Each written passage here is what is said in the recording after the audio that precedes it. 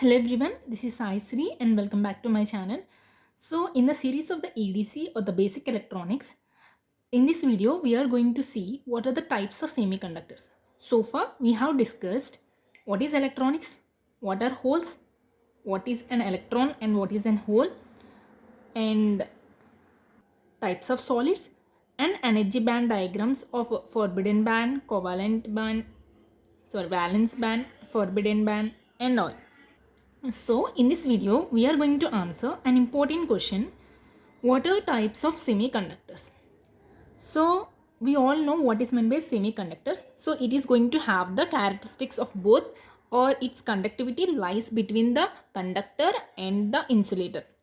So it is a semiconductor. It does not conduct fully as a conductor or nor as an insulator, but it have both the features of the insulator and the conductor. So we have two types of semiconductors. They are intrinsic semiconductors and extrinsic semiconductors. Again, the extrinsic semiconductors are again divided into p-type and the n-type. So here, what are the types of semiconductors? So as I have explained, we have intrinsic semiconductors. So these are the intrinsic semiconductors which are defined as if they are going to have the number of holes is equal to number of electrons. So what are holes? So these are the valence electrons. Whenever there is no electron, then it forms a hole. And electrons, we all know, it is a negative charge. So when the semiconductor is going to have the holes p, it is represented with p, and the number of electrons n, when these number are equal, then we call that material as intrinsic semiconductor. So this is undoped semiconductors. Undoped means we won't add any impurities. We won't add extra impurities like phosphorus, arsenic. We won't add them in order to increase electrons or the holes. So it is undoped semiconductor, or it is also called intrinsic. So I-type semiconductor is a pure semiconductor because we are not going to add any dopant. Dopant is nothing but an impurity. Adding of impurity is called doping, and the material which we are adding is called dopant. So that is the basic difference between the dopant and the doping. So dopant is the impurity which we are adding to the semiconductor, and doping is the process of adding this dopant. And in this the number of electrons is equal to the number of holes. And then next, the second type is extrinsic semiconductor. In this extrinsic semiconductor, we are going to have two types. One is n-type and the p-type. The basic difference, the difference between the intrinsic and the extrinsic semiconductor is, in this extrinsic semiconductor, we are adding dopants. So we are going to do doping so that the number of electrons is not equal to the number of holes. So this is the difference between the extrinsic and the intrinsic. So here we are going to add dopants. That is nothing but we are going to dope the semiconductor in order to make impure, in order to increase the number of electrons or the number of protons. Based on the dopant we are going to add, they are divided into n-type and the p-type semiconductor. Let us see what is meant by n-type semiconductor. So it is also known as donor, ready to donate an electron. So in the n-type semiconductors, there are more number of electrons so that it can donate. By doping pentavalent impurities to pure semiconductor, it forms n-type semiconductor. So how the n-type semiconductor is formed means, when we are going to add, if you take a semiconductor, for example silicon or the germanium.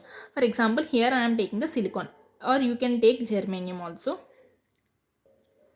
So for the silicon, we are going to add pentavalent impurity. Pentavalent impurity is nothing but in its valence bond, there we are going to have 5 electrons. So it is called as pentavalent impurity. So when we are going to dope this pentavalent impurity containing 5 electrons in its valence band, then we are going to form n-type semiconductor. And the examples of the pentavalent impurity are phosphorus, arsenic, antimony. So these are the some of the examples of pentavalent impurity. So when we are going to add this, then n-type semiconductor is formed. So let us understand this diagram. So here we are going to take the silicon, and one pentavalent impurity. So pentavalent impurity is, here we are taking is the phosphorus, or else you can take arsenic or the antimony, anything. So in this here we are going to have 5 electrons. See, let us consider this one. So in this it is having, see, take here one phosphorus and one silicon. So in silicon we have 4 electrons. In order to form the covalent bond, it requires 4 more electrons, right? So in phosphorus we are having 5 electrons, 1 2 3 4 5.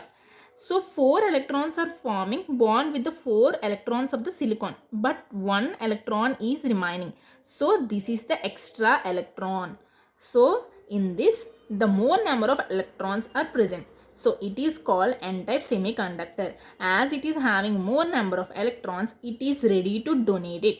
So it is called as donor. Simply remember that n-type semiconductor is donor. So here we are going to have more number of electrons and holes are less.